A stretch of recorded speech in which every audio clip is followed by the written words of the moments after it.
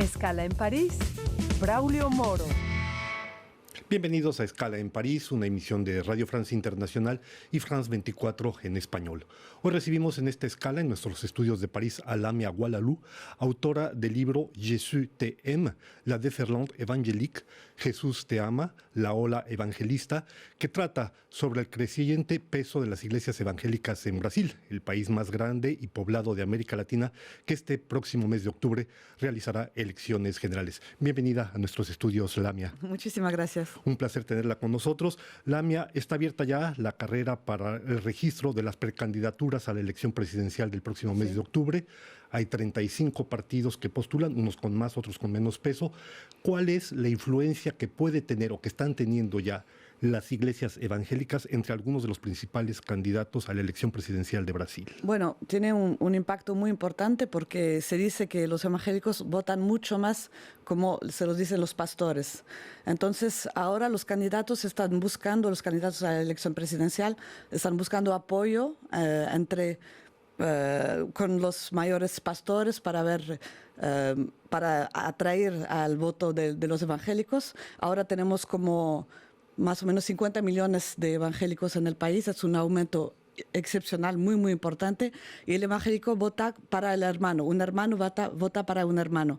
Entonces tenemos todos los grandes candidatos que intentan tener una relación directa y algunos que ya la tienen, como un candidato que es de derecha o casi de extrema derecha, que es Jair Bolsonaro, que es casado con una evangélica, que se hizo bautizar casi como evangélico, y eso le da ya en las encuestas un peso muy, muy grande en esta población. Un hombre que efectivamente se ha caracterizado por sus discursos muy violentos, homófobos, entre otras cosas, pero no es el único que está, dijéramos, postulando de una u otra manera con ese apoyo que tienen las iglesias evangélicas.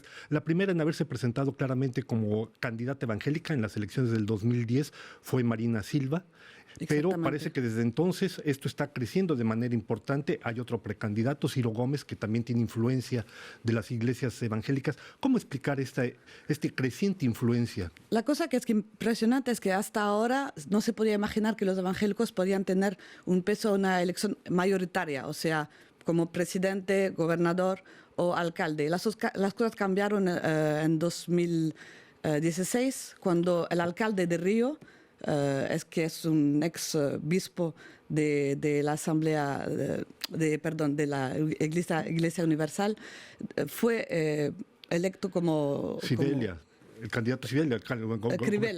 Marcelo Crivella. Y eso marca un gran cambio, porque hasta ahora tenían sobre todo un peso en el Congreso, y este peso es muy grande. Hoy tenemos 20% del Congreso que es evangélico, y ellos ahora pretenden alcanzar 150 diputados en esta elección. Entonces tenemos un peso a dos niveles. Tenemos a la gente que va a votar al presidente, pero el tema religioso pesa, pero no tanto todavía. Es mucho más el tema económico que es importante para la población.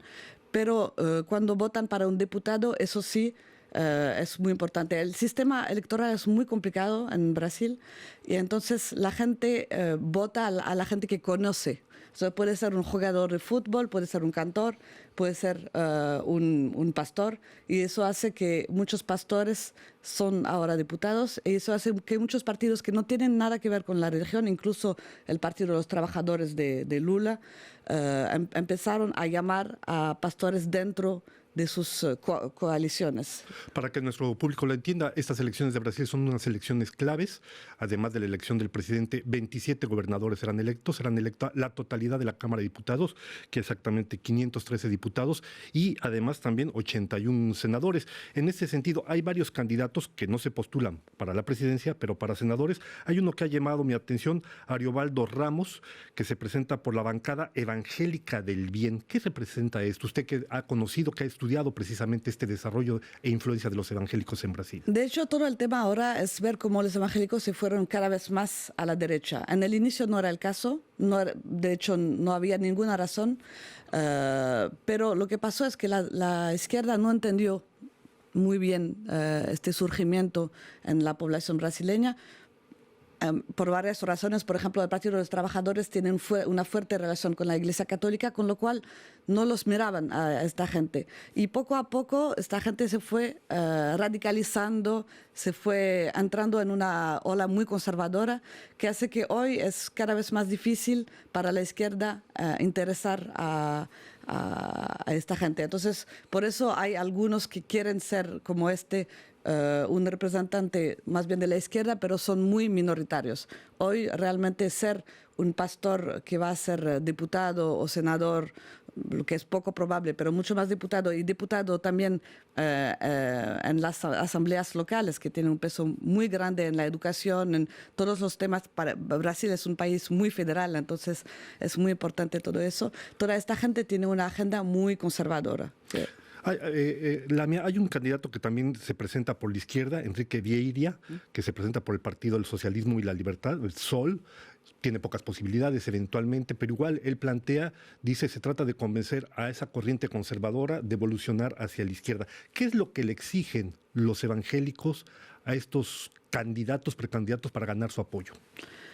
No es que le exigen, pero lo que pasa es que las iglesias traen como un tejido social que no hay. O sea, cuando uno vive en una favela, una mujer una empleada doméstica, por ejemplo, pasa 5 horas por día en el transporte, no ve a nadie.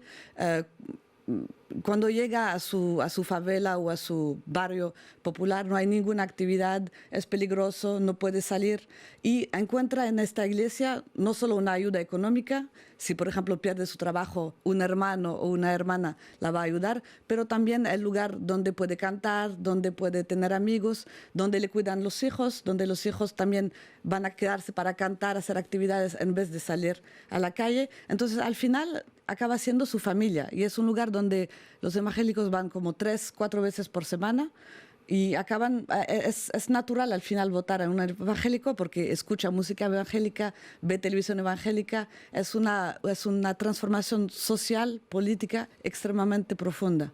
Es toda una infraestructura, una estructura que se va construyendo en todo el país.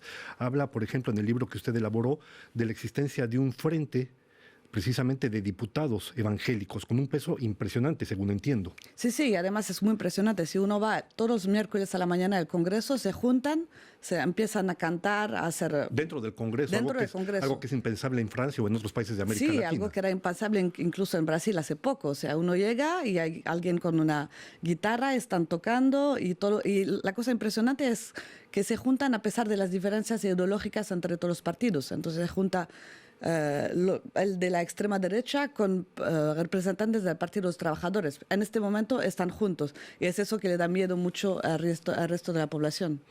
Ahora bien, en ese sentido, ¿usted piensa, dada la situación como está evolucionando en Brasil, que recordemos, estas elecciones se presentan en una condición de crisis muy fuerte, sí, crisis económica aún, aunque ha empezado a crecer la economía, pero sobre todo una crisis social bastante impresionante, una parte del actual Parlamento con decenas y centenas incluso de senadores o diputados acusados de fraude, malversación, muchos de ellos evangélicos? ¿Cómo es posible que son acusados y se pueden volver a presentar?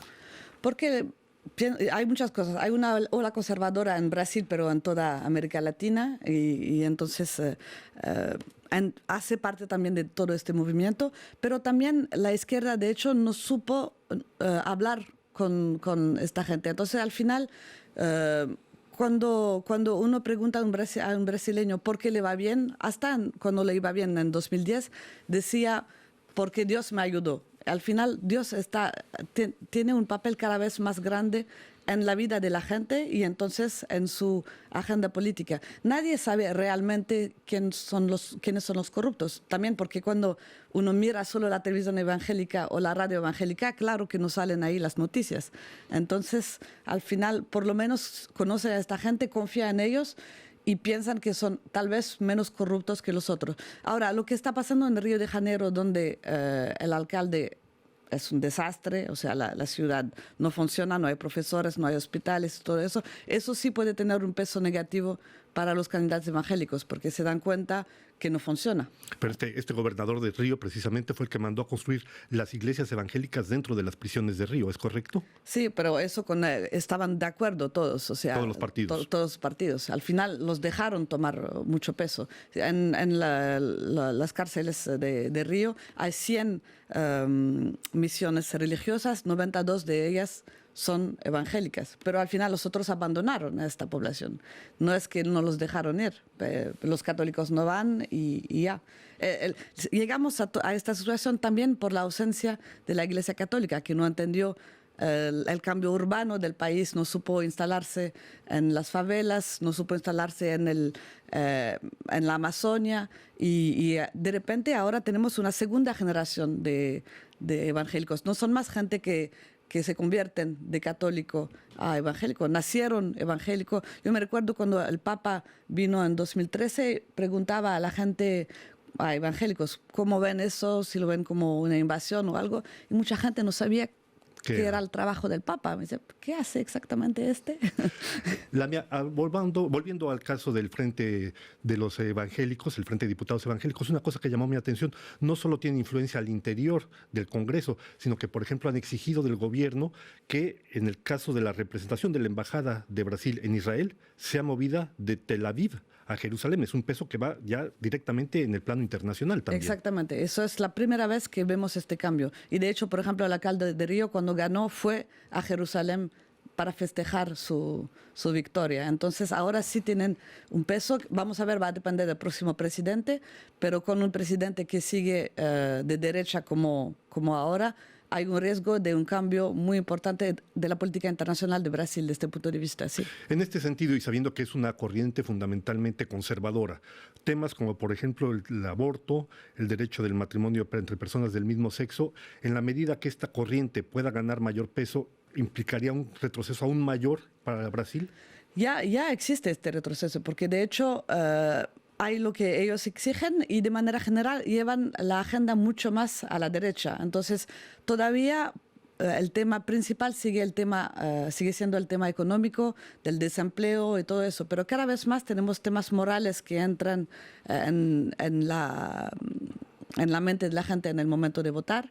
Y entonces sí, por ejemplo, vimos a Dilma Rousseff en 2010. Dilma Rousseff es alguien que siempre se dijo agnóstica, que estaba a favor del aborto y que entre las dos vueltas de la elección presidencial, para no perder el apoyo de los evangélicos, tuvo que firmar una carta diciendo yo soy contra el aborto y yo soy contra el matrimonio igualitario. Entonces es una marcha para atrás que es impresionante. Pienso, de manera brevísima, ¿piensa usted que estas elecciones implicarán un mayor retroceso todavía? Sí, pienso que sí. Pues ya estamos llegando al final de esta escala en París. No nos queda sino agradecerle a Lamia Gualalú su presencia en nuestros estudios y a ustedes decirles hasta muy pronto. Gracias por su atención.